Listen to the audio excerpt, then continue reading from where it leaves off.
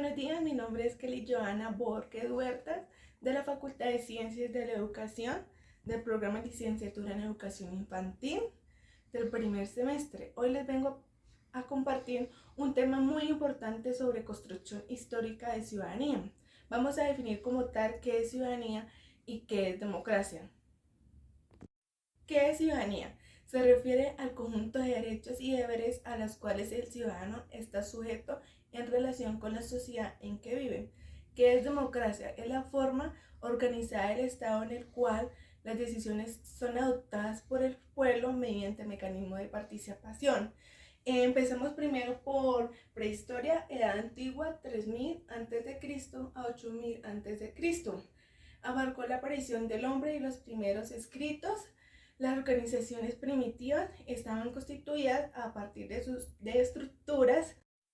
La mayoría eran patriarcales y matriarcales. Después de ese tiempo se consolidaron los clanes y las tribus, en donde imperaban la ley del más fuerte y la lucha a punta de barbarie por el dominio territorial. Esto cambió en la antigua Grecia en el siglo V antes de Cristo al siglo XXVII antes de Cristo. Allí aparecieron las primeras ideas sobre ciudadanía antigua basada en tres principios, que es igualdad, libertad y participación. ¿Qué es igualdad?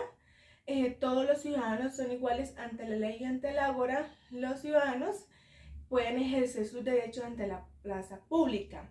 Libertad, libertad de expresión y de elección en la toma de decisiones políticas. Participación es un derecho y un deber participar en la asamblea y tribunales judiciales. Para elegir sus miembros son por sorteos. ¿Quiénes eran considerados ciudadanos en Atenea? Varones nacidos en Atenea, libres y mayores de edad. ¿Quiénes no eran considerados ciudadanos en Atenea? Mujeres, metecos, esclavos, niños y extranjeros. Ya en la antigua Roma del siglo XXVII a.C. al 476 después de Cristo, en la época del Imperio Romano, las condiciones del ciudadano se extendieron a todos los habitantes de los territorios conquistados. Los estatutos de ciudadanía implicaban igualdad ante la ley, habeas corpus, no recibir malos tratos, pagar impuestos y cumplir con los servicios militar y otras satisfacciones del Estado.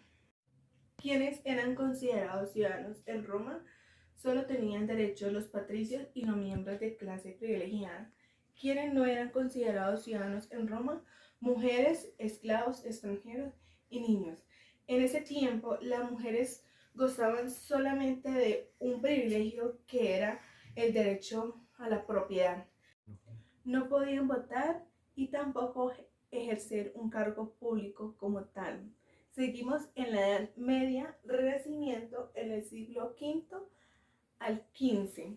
En esta época no se produce ningún concepto político sobre ciudadanía. En el siglo XV al XVI contempla la aparición del Estado-nación, afianzamiento del poder de monarquías.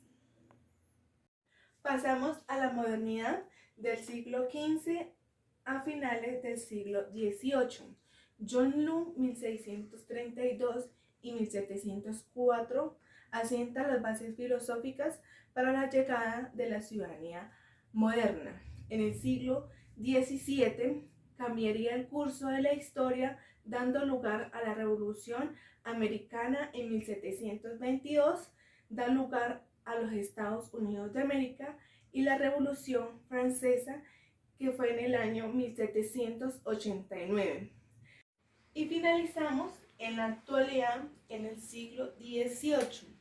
A partir de la Revolución burguesa del siglo XVIII, los avances de los derechos y libertades del ciudadano son muy imparables. Los derechos civiles, igualdad de todo ante la ley y libertades del individuo. Derechos políticos, establece la forma de participación política, elegir y ser elegido. Derechos sociales, son estos que son los que tienen por el simple hecho de permanecer en una comunidad.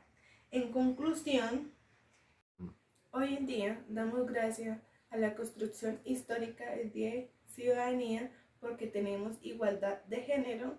Tanto las mujeres como los ancianos tienen la oportunidad de votar y ser elegidos. Muchas gracias por su atención.